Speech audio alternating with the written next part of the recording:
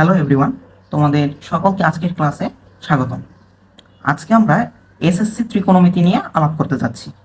তো এই ত্রিকোণমিতি হচ্ছে এমন একটা টপিক বা জ্যামিতি বা ম্যাথমেটিক্সের এমন একটা শাখা যেখানে একটা সার্বিক বিষয় নিয়ে আলোচনা করা যায় বা করা হয়। ঠিক আছে? তো এই ত্রিকোণমিতিটা অনেকের কাছেই মনে হয় যে বেশ একটা কঠিন একটা টপিক বা কঠিন একটা চ্যাপ্টার। কিন্তু আমরা যদি এই ত্রিকোণমিতি প্রথমে যদি আমরা বিশ্লেষণ করতে যাই এই টার্মটা, তাহলে আমরা ট্রাইগোনোমেট্রি, ঠিক আছে, ট্রাই মানে হচ্ছে তিন, এই তো ট্রাই মানে হচ্ছে তিন, গণ মানে হচ্ছে ধার, এবং মেট্রি হচ্ছে মেজারমেন্ট বা হচ্ছে পরিমাপ। ঠিক আছে, অর্থাৎ পুরো টার্মটাকে যদি আমরা একত্রে বলি তাহলে আমরা বলবো যে তিন কোণের পরিমাপ। ঠিক আছে, তো আমার এই নবম অধ্যায় সাধারণ গণিতের ত্রিকোণমিতির ফার্স্ট লেকচার, এবং আমরা ধাপে ধাপে বেসিক থেকে একদম ম্যাথ সকল প্রকার সব কিছু আমরা কভার করার ট্রাই করব, যাতে আমাদের যেই এমসিকিউ এবং সিকিউ হবে এই চ্যাপ্টার থেকে, এটা যেন আমরা অবশ্যই অ্যান্সার করতে পারি। ঠিক আছে, তো আমাদের আজকের ক্লাসের মূল উদ্দেশ্যটাই হচ্ছে এই ত্রিকোণমিতিকে আমরা কিভাবে ভাববো, এবং এই ত্রিকোণমিতিকে প্রথমেই বিবেচনা করলে আমরা যে তিনটা কোণ পাচ্ছি, এবং এই তিনটা কোণের যে ছয়টা অনুপাত হয়, এই অনুপাতের বিষয়গুলোকে সম্পূর্ণভাবে যদি আমরা ব্যাখ্যা সহকারে বুঝে পড়তে পারি তাহলে বেশ মজা পাওয়া যাবে। সো এটা একটা বেশ ইন্টারেস্টিং একটা চ্যাপ্টার। ঠিক আছে, তো আমরা আর কথা না বাড়িয়ে এই লেকচারটা স্টার্ট করতে যাচ্ছি। ঠিক আছে, তো এই চ্যাপ্টার স্টার্ট করতেই ভাইয়া আমাকে প্রথমেই চিন্তা করা হয় যে এইখানে আমাদের ত্রিভুজ নিয়ে কাজ করতে হয়। কেন? যে এখানে যে বলছে যে তিনটা কোণের পরিমাপ নিয়ে আমরা কাজ করব। তিনটা কোণ কখন হয় ভাই? কোণ কাকে বলে? কোণ হচ্ছে দুইটা সরলরেখা যখন পরস্পরকে ছেদ করে। ঠিক আছে, ছেদ করার মাধ্যমে যেই অ্যাঙ্গেলটা উৎপন্ন হয় এইটাই হচ্ছে কোণ। ঠিক আছে, কোণের বিভিন্ন পরিমাপ হতে পারে। ঠিক আছে, বিভিন্নভাবে ছেদ করতে পারে দুইটা সরলরেখা দুজনকে। তো এর ডিফারেন্সে কারণে আমাদের অ্যাঙ্গেলের যে পরিমাণ এইটাও কিন্তু বিভিন্ন রকম হয়ে থাকে। তো আমাদের এই ত্রিকোণমিতির ক্ষেত্রে আমরা অলওয়েজ সমকোণী ত্রিভুজ নিয়ে আলোচনা করব। ঠিক আছে, সমকোণী ত্রিভুজ। এখন এই সমকোণী ত্রিভুজের সব থেকে যেটা আমাদের বড় বাহু, আমরা জানি যে একটা ত্রিভুজ মানে হচ্ছে তিনটা কোণ তিনটা বাহু দ্বারা গঠিত হয়। তিনটা বাহু দ্বারা আবদ্ধ যে ক্ষেত্রফল সেটাই হচ্ছে আমাদের ত্রিভুজ। হ্যাঁ, বাট এই যে সমকোণী ত্রিভুজ, এই সমকোণী ত্রিভুজের যেই তিনটা বাহু হয়, এই তিনটা বাহুর তিনটা ডিফারেন্ট ডিফারেন্ট নেম আছে। কি কি? দেখো, এই একটা সমকোণী ত্রিভুজের যেটা সব থেকে বড় বাহু, অর্থাৎ অতিভুজ, নামের মধ্যেই লুকিয়ে আছে যেটা অতিভুজ সেটাই হচ্ছে বড় বাহু। ঠিক আছে, তো বড় বাহু যেহেতু এইটা, এটাকে বলছি আমরা অতিভুজ। অতিভুজ, এই অতিভুজকে ইংলিশে বলে হাইপোটেনাস। ঠিক আছে, এখন পরবর্তী যেই অপর যে দুই বাহুটা আছে, এই দুই বাহুটা আমরা চিহ্নিত করতে পারবো আমরা কোনটা সূক্ষ্মকোণ হিসাবে আলোচনা করতেছি। সূক্ষ্মকোণের সাপেক্ষে আমাদের অপর দুইটা বাহুর ডিফারেন্ট ডিফারেন্ট নেম পাবো, কারণ সূক্ষ্মকোণ যদি চেঞ্জ করে দিই তাহলে বাহুগুলোর নেমও ডিফারেন্ট হয়ে যাবে। ঠিক আছে, তো ধরো প্রথমে আমি এইটাকে সূক্ষ্মকোণ বিবেচনা করছি, এটাকে থিটা আমি নেম দিলাম। ঠিক আছে, তো এইটাকে যখন সূক্ষ্মকোণ ধরছি, এই সূক্ষ্মকোণের ঠিক বিপরীত বাহু যেটা, এইটা, তাই না? এই সূক্ষ্মকোণের জন্য বিপরীত বাহু এইটা। এই বিপরীত বাহুকেই, এটাকে বিপরীত বাহু বলে। ঠিক আছে, এই বিপরীত বাহুর অপর নাম লম্ব। ঠিক আছে, আবার এই লম্বকে ইংরেজিতে বলা হয় অপোজিট সাইড।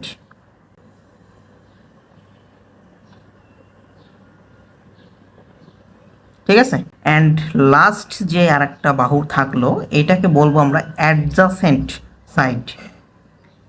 অ্যাডজাসেন্ট সাইড, এটার অপর নাম বলতে পারি আমরা সন্নিহিত বাহু বা ভূমি। ঠিক আছে, এখন কোশ্চেন হচ্ছে ভাইয়া যে এই যে ত্রিভুজটা আমি আঁকাইছি, এই ত্রিভুজের যেই সূক্ষ্মকোণটাকে আমি থিটা ধরে নিয়েছি, এটাকে যদি সূক্ষ্মকোণ বিবেচনা না করে অপর যেই কোণটা আছে এইটাকে সূক্ষ্মকোণ বিবেচনা করি, তাহলে কি আমাদের অপোজিট সাইড এবং অ্যাডজাসেন্ট সাইড অর্থাৎ লম্ব এবং ভূমি একই থাকবে?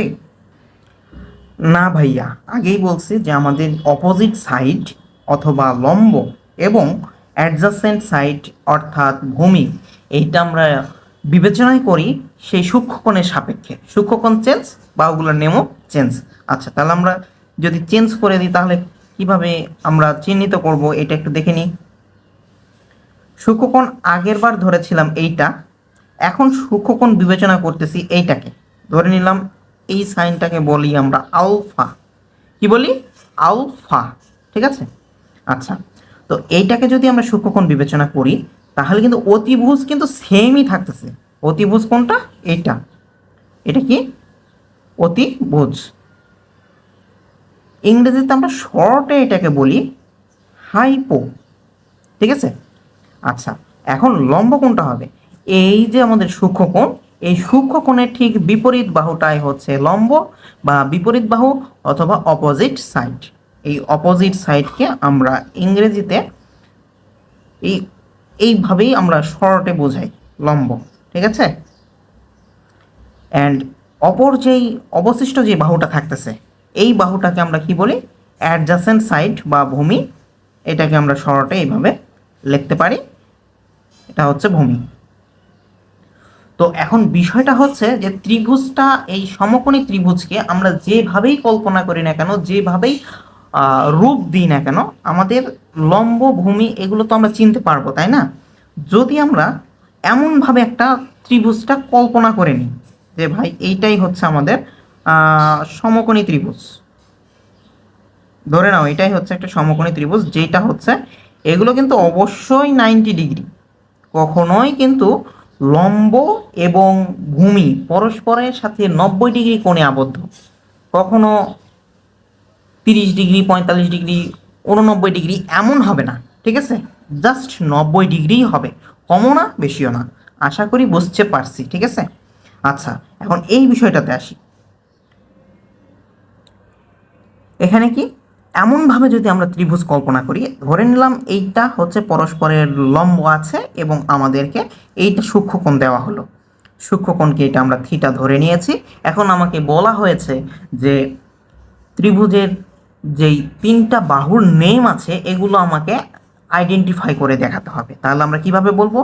ভাই এই ত্রিভুজের মধ্যে সব থেকে বড় বাহু এইটা, দ্যাট মিনস এইটাই হচ্ছে আমাদের অতিভুজ বা হাইপোটেনাস।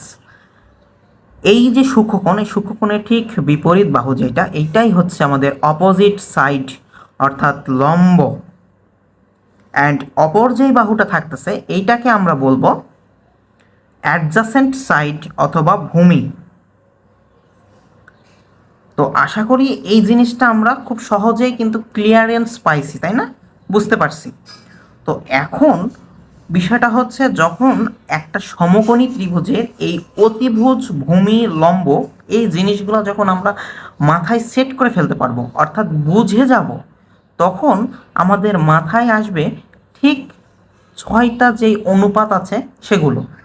ঠিক আছে, কেন আসবে? দেখো, এখানে এই যে লম্ব, আমরা কি করতে পারি? তিনটা বাহুর মধ্যে কনফিগারেশন কেমনভাবে দাঁড় করাইতে পারি? লম্ব বাই অতিভুজ। আবার উল্টাটাও করতে পারি, অতিভুজ বাই লম্ব, লম্ব বাই ভূমি। উল্টাটা করি, ভূমি বাই লম্ব। আবার ভূমি বাই অতিভুজ, উল্টাটা করি, অতিভুজ বাই ভূমি। করতে পারি তো, তাই না?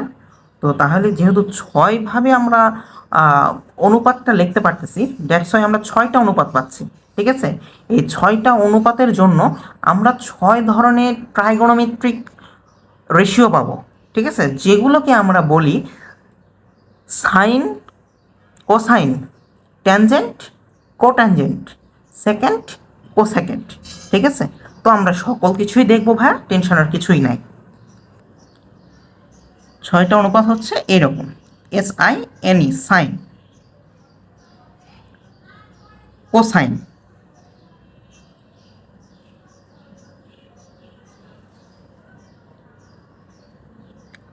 Tangent,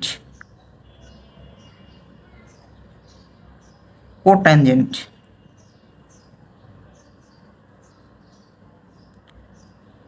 second, cosecant. তো এখন কোশ্চেন করতেই পারো ভাইয়া যে এত বড় বড় টার্ম কি আমাদের ইউজ করতে হয়? বইয়ে তো এত বড় বড় টার্মগুলো দেখতেছি না, আপনি যে বললেন এত বড় বড় টার্ম।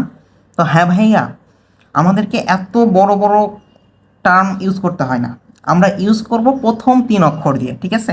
এই যে সাইনকে আমরা ম্যাথমেটিক্সে ইউজ করে থাকি যে SIN দ্বারা, কোসাইনকে কস, ট্যানজেন্টকে ট্যান, কোট্যানজেন্টকে কট, সেকেন্ডকে সেক, কোসেকেন্ডকে কোসেক, ঠিক আছে?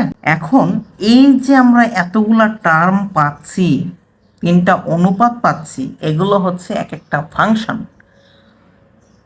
আর ফাংশনের বাংলা যদি বলতে চাই, এটা হচ্ছে অপেক্ষক। তো আমরা এই টার্মের সাথে হয়তো পরিচিত, ফাংশন এই টার্মের সাথে পরিচিত, বাট এটার যে বাংলা হয় অপেক্ষক, এটার সাথে হয়তো পরিচিত না, ঠিক আছে? তো তাই আমি ফাংশনই বলতেছি, ঠিক আছে? তো এই যে ত্রিকোণমিতিক যে অনুপাত, এগুলো হচ্ছে এক একটা ফাংশন। এই ফাংশনের সাথে যদি থিটা না থাকে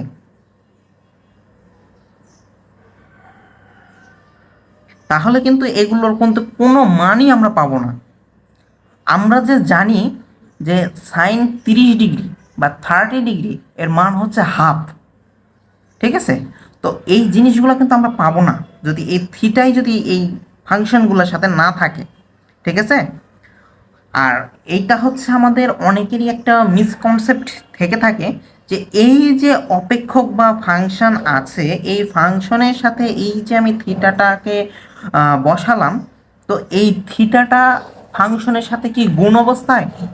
আনসার হচ্ছে না ভাইয়া, এগুলো কিন্তু কোনো গুণ অবস্থায় নাই, ঠিক আছে? এইটা পুরাটাই একটা অংশ, ঠিক আছে? আচ্ছা, তো আমরা একটু দেখব যে কোন অনুপাত দ্বারা কি বোঝানো হয়, ঠিক আছে? Sine theta. আচ্ছা, এর আগে একটা বিষয়টা বলে নিই যে ভাইয়ারা দেখবা যে অনেকে মনে রাখার জন্য অনেক কিছু টেকনিক বানায়, সারা জীবন তো অনেক টেকনিক পড়ছো, যারা SSC 25 ব্যাচ আছো, তো তারা দেখবা যে অনেকেই এই চ্যাপ্টারটা ধুমসে শেষ করে ফেলছো, বাট তারপরেও পারো না। হয়তো এই জিনিসগুলাই মনে থাকে না ভাই, সাইন থিটা ইকুয়ালস টু যে লম্ব বাই অতিভুজ হয়, কস থিটা ইকুয়ালস টু যে ভূমি বাই অতিভুজ হয়, এই জিনিসটাই হয়তো বা আমাদের মনে থাকে না, ঠিক আছে? এর জন্য তোমরা অনেকেই অনেক ধরনের টেকনিক অবলম্বন করো। তো আমি ভাইয়া বলবো যে তোমরা টেকনিক ছাড়া এই জিনিসগুলো মনে রাখতে পারো। কেমনে মনে রাখতে পারো? দেখো ভাই, আমি দেখাচ্ছি। তো তোমরা হয়তো এই জিনিসটা অনেকেই জানো যে সাগরে আমরা লবণ পাই, সাগর থেকে কিন্তু আমরা লবণ পাই, তাই না? তো এই জিনিসটা একটা মনে রাখতেই পারো ভাইয়া, বাকিগুলো মনে রাখতে হবে না। আমি তার জন্য টেকনিকগুলো দেখাই দিচ্ছি। দেখো, যদি সাগরে লবণ আছে এই কথাটাকে বিশ্লেষণ করি, তাহলে সাগর থেকে আমরা নিয়ে আসছি সাইন, লবণ অর্থাৎ উপরে যাচ্ছে লম্ব, আছে মানে হচ্ছে এখান থেকে অতিভুজ, ঠিক আছে? তো ভাইয়া এখন বিষয়টা বোঝো, সাইন থিটা ইকুয়ালস টু আমাদের হয়ে গেছে লম্ব বাই অতিভুজ, কস থিটা ইকুয়ালস টু কী হবে? ভাই লম্ব যেহেতু সাইন দখল করে ফেলছে, তার মানে হচ্ছে কজের জন্য কি পড়ে আছে? ভূমি বাই অতিভুজ। আচ্ছা, এখন তাহলে ট্যান থিটার ক্ষেত্রে কি হবে? ভাই ট্যান থিটা ইকুয়ালস টু আমাদের, এইটা একটা গুরুত্বপূর্ণ ফর্মুলা যে tan theta is equals to sine theta by cos theta, ঠিক আছে?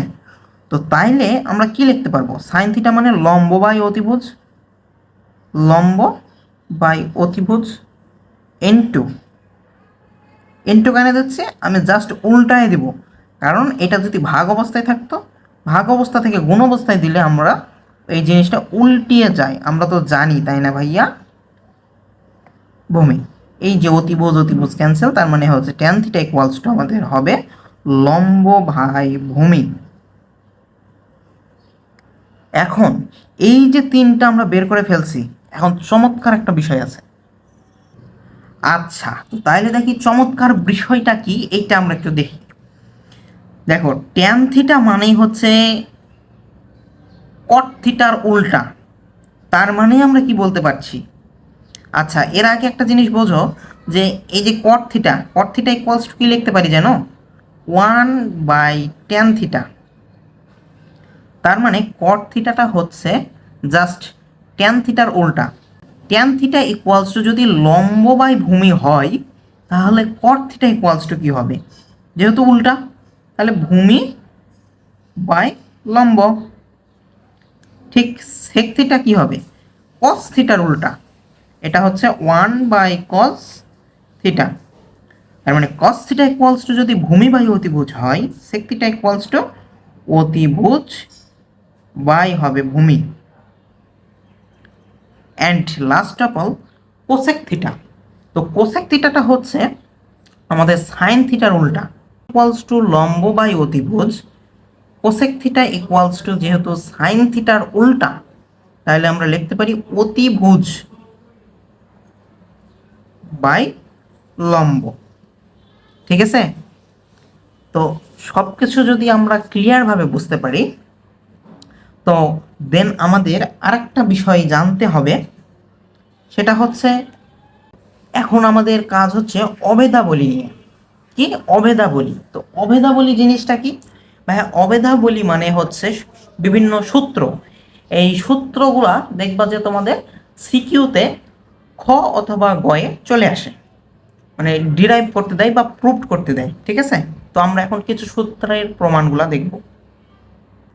আচ্ছা, তো এই অভেদাবলী প্রুভডের জন্য বা প্রমাণ করার জন্য আমাকে, যেহেতু আমরা শিখেই আসছি যে ত্রিকোণমিতিতে আমাদের ত্রিভুজের কথা বললেই আমরা সেটা সমকোণী ত্রিভুজ নিয়ে আলোচনা করব। তাহলে আমরা একটা সমকোণী ত্রিভুজ প্রথমে ড্রয়িং করেই নিই, তাই না? তো এই যে একটা সমকোণী ত্রিভুজ, তো সমকোণী ত্রিভুজের ক্ষেত্রে আমাদের পিথাগোরাসের একটা উপপাদ্য, যেটা আমরা ক্লাস 8এই পড়ে আসছি, তাই না? তো এই পিথাগোরাস কি বলছে? পিথাগোরাসের উপপাদ্যে কি বলা হয়েছে? একটা সমকোণী ত্রিভুজের অতিভুজের ওপর অঙ্কিত বর্গক্ষেত্রের ক্ষেত্রফল তার অপর দুই বাহুর ওপর অঙ্কিত বর্গক্ষেত্রের সমষ্টির সমান। অর্থাৎ অতিভুজ, এটা যদি হয় অতিভুজ, এটা যদি হয় লম্ব, এইটা হবে তাহলে ভূমি। তার মানে অতিভুজ স্কোয়ার ইজ ইকুয়ালস টু ভূমি স্কোয়ার প্লাস লম্ব স্কোয়ার। এইটাই হচ্ছে আমাদের পিথাগোরাসের উপপাদ্য। ঠিক আছে? অতিভুজ স্কোয়ার ইকুয়ালস টু ভূমি স্কোয়ার বাই লম্ব স্কোয়ার। ঠিক আছে? তো আমরা যদি ফার্স্ট সূত্রটা ডিরাইভ করতে চাই, তাইলে আমরা প্রথমে আমাদের মন চাইছে অতিভুজ দিয়ে সকল পদকে ভাগ করে দিব। তো অতিভুজ দিয়ে অতিভুজকে যদি ভাগ করে দিই, তার মানে আমাদের কি থাকতেছে? এখানে 1 থাকতেছে, তাই না? অতিভুজ স্কোয়ার ডিভাইডেড অতিভুজ স্কোয়ার 1 থাকতেছে। অ্যান্ড পরে যদি আমরা ভূমি স্কোয়ার ডিভাইডেড অতিভুজের উপর স্কোয়ার প্লাস লম্ব স্কোয়ার ডিভাইডেড অতিভুজের উপর স্কোয়ার, আমরা জাস্ট কিছুই করি নাই, এই লাইন থেকে এই লাইনে আসছি, জাস্ট প্রতিটা পদকে অতিভুজ স্কোয়ার দ্বারা ভাগ করে ফেলছি। একই জিনিস দিয়েই যদি ভাগ, যেহেতু ভাগ করা, সেহেতু আমাদের এটার আনসার 1 আসছে। 1 ইজ ইকুয়ালস টু, এইটাকে আমরা এইভাবে লিখতে পারি না? ভূমি বাই অতিভুজ, এইভাবে। আবার এইটাকে লম্ব বাই অতিভুজ, এইভাবে লিখতে পারি। তো যদি লিখতে পারি, তাহলে এই যে ভূমি বাই অতিভুজ ইজ ইকুয়ালস টু কি হয় আমাদের? কস থিটা হয় না? কস থিটার উপর স্কোয়ার, ঠিক আছে, প্লাস লম্ব বাই অতিভুজ কি হয় সাইন থিটা, সাইন থিটার উপর স্কোয়ার, ঠিক আছে। এটাই হচ্ছে আমাদের সূত্র, ফার্স্ট যে সূত্র। অ্যান্ড এই সূত্রটাকে কিন্তু এইভাবে লেখা হয় না, স্কোয়ারটাকে এর মাঝে নিয়ে আসতে হয়। কীভাবে মাঝে নিয়ে আসবো? এই যে এইভাবে, sine square theta plus cos square theta is equals to 1। এটা হচ্ছে একটা সূত্র যেটা আমি মার্ক করে দিলাম, ঠিক আছে। অ্যান্ড পরবর্তী ফর্মুলায় যদি আমরা যাই তাহলে ওই প্রথম লাইন থেকেই আসবো, অর্থাৎ অতিভুজ স্কোয়ার ইজ ইকুয়ালস টু ভূমি স্কোয়ার প্লাস লম্ব স্কোয়ার। আমার এখন মন চাইলো যে লম্বটাকে এক পাশে রাখবো, ভূমিটাকে অতিভুজের এই পাশে পার করে দেব, ঠিক আছে। লম্ব স্কোয়ার অতিভুজ স্কোয়ার মাইনাস ভূমি স্কোয়ার, ঠিক আছে। এখন প্রতিটা পদকে, এইটা একটা পদ, এইটা একটা পদ, এইটা একটা পদ, ঠিক আছে, এই প্রতিটা পদকে আমরা লম্ব স্কোয়ার দ্বারা ভাগ করে দেব। কী দিয়ে ভাগ করব? লম্ব স্কোয়ার। তার মানে যেহেতু একই জিনিস দিয়েই এই পারে ভাগ হচ্ছে, আলটিমেট অ্যান্সার কী হবে? 1। এখানে অতিভুজ ডিভাইডেড লম্ব স্কোয়ার লিখতে পারি না, ঠিক আগের প্রসেসে, ঠিক আছে, প্লাস এখানে ভূমি, এখানে লম্ব স্কোয়ার, ঠিক আগের প্রসেসেই কিন্তু লিখছি। এখন অতিভুজ বাই লম্ব কি হয়? অতিভুজ বাই লম্ব কি হয় আমাদের? আচ্ছা, তাহলে অতিভুজ বাই লম্ব আমাদের কি হয়? কোসেক থিটা হয়। কি হয়? Cosec theta. কোসেক থিটা উপর স্কোয়ার আছে, স্কোয়ারটা থাকলো, এখানে প্লাস না, এখানে মাইনাস হবে। মাইনাস ভূমি বাই লম্ব কি হয়? কট থিটা, কট থিটার উপর স্কোয়ার, ঠিক আছে। তো এই তো আমাদের আর একটা ফর্মুলা চলে আসছে, cosec square theta minus cot square theta is equals to 1, ঠিক আছে। এটা হচ্ছে আমাদের আর একটা সেকেন্ড ফর্মুলা।